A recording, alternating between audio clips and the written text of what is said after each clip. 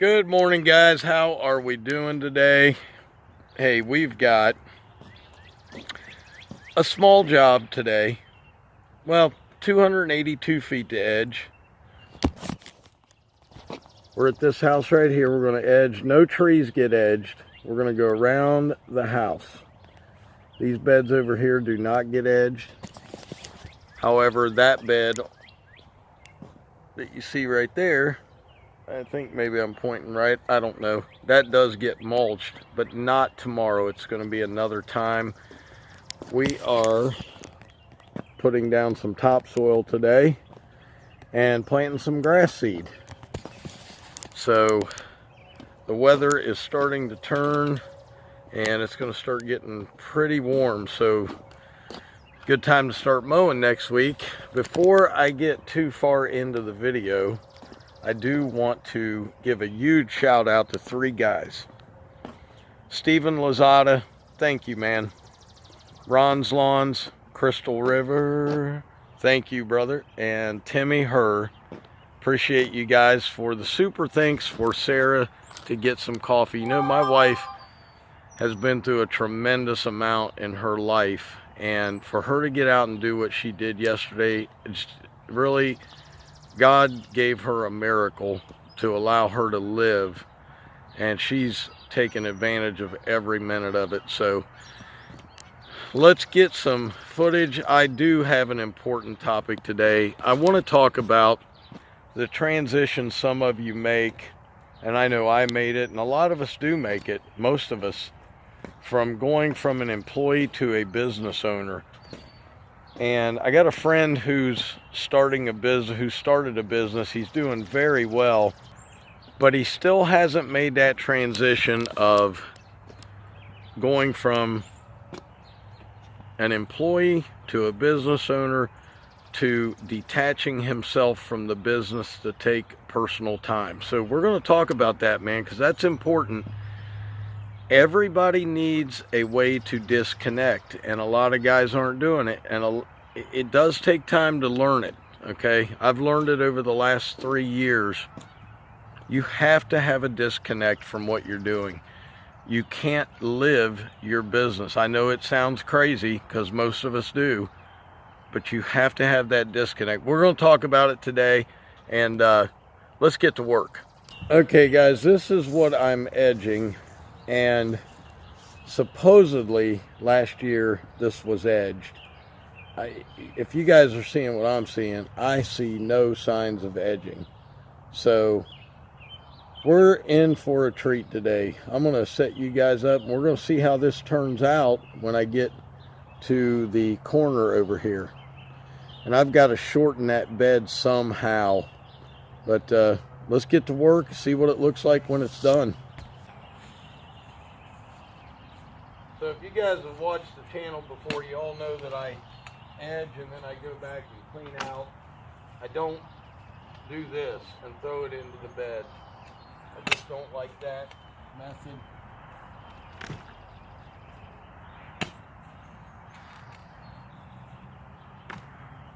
And this bed has to be shortened up.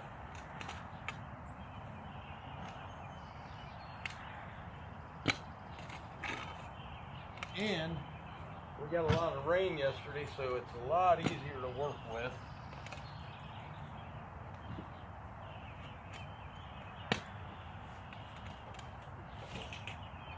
Morning, Jay. Good morning, dear. How are you? I'm good. How you doing? I'm doing good.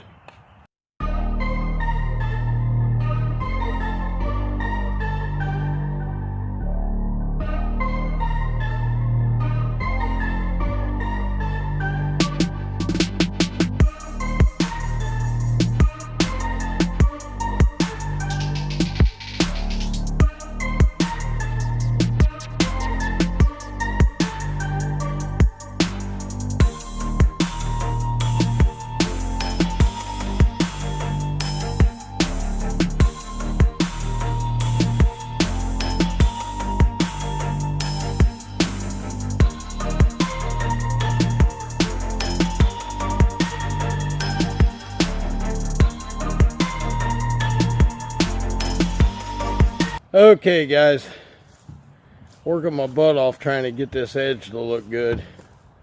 There are tree roots, mud.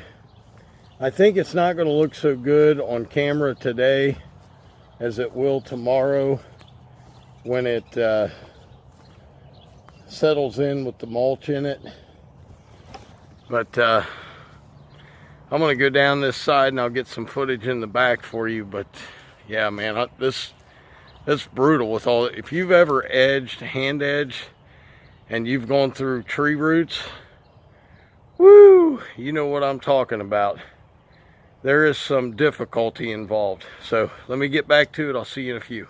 Okay guys, once again, when you are working around any type of generator or landscape lighting, as you see there, you have to make sure you're watching out for wires. A customer called me and said, hey, are you looking for wires? I said, absolutely. As soon as I saw he had the landscape lighting, you have to be paying attention.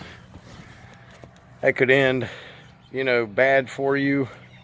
And you could end up paying, you know. You could end up messing something up, so you don't want to do that. All right, boys and girls, let's get to it. It's arts and crafts time.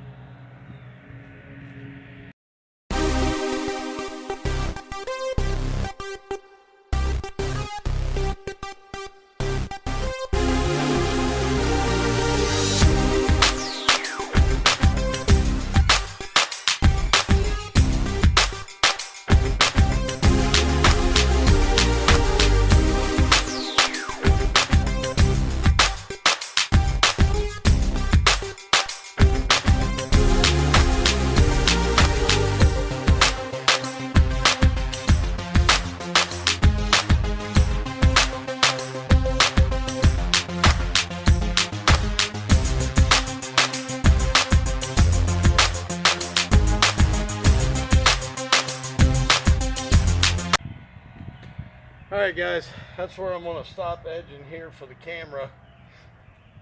We'll get some footage later, but what I wanted to tell you is this, man. I've worked for somebody for many years, until 14 years ago, okay? And I got a buddy that started his business. Like I said, he's doing quite well. Problem is, he doesn't know when to shut it off, okay? You have to know when to shut this thing off. If you've got a family, you got kids, you can't be 24/7. You're always going to be a business owner. And I know people are going to say, Doc, you're wrong. You've got to be a business owner 24/7. That's just not true, man. It's not true. And it takes a while for people to realize it. It took me 10 years to stop working 7 days a week, to stop hurrying up to the next customer because, oh my gosh, I think they're going to let me go if I don't get there and give them the service today. If I don't hustle, I'm not going to make enough money. Think of it this way. Would you rather make $1,000 from 8 a.m. to 5 p.m. or would you rather make $1,000 from 7 a.m. to midnight? Which would you rather do? Which is more profitable? When you set those boundaries of when you are closed and when you are open, you are creating a need for your work. If you do everybody's work at a cheap price, well then nobody really needs you because they can replace you tomorrow. If you are picky about the work you take, and you say, look, these are the days I work, and you're not going to change that, you set this up yourself. You know what my problem was? I was there 7 days a week, and everybody expected it. Well, now that I don't do it 7 days a week, people are starting to appreciate the times when I'm there more, and appreciate what days I can work. Okay, that's a hard cycle to break. Once you're there 7 days a week, it's a hard cycle to go down to 5 or 6. Trust me. But you guys are not employees any longer. You're in control of the ship. Only you make the choices. You're the only one. There's nobody saying, hey, Joe or Jim or Bob or Doug or Dan, be here at this time. Every day, clock in. You have 5 minutes before you're considered late. Go to work. You get 15-minute breaks. At 11 o'clock, you get a lunch at 12:30 to 1. That's gone when you become self-employed. You decide. But I would rather make $1,000 from 8 to 5 than $1,000 from 7 to midnight or 7 to 8 o'clock at night. Let's be realistic. I talk to guys who are out mowing, and I know this is, some of them have to do this, okay? This is not, I'm talking about in my area. When people get off at 5, 6 o'clock here and they come home, the last thing they want to hear is a lawnmower running through their yard.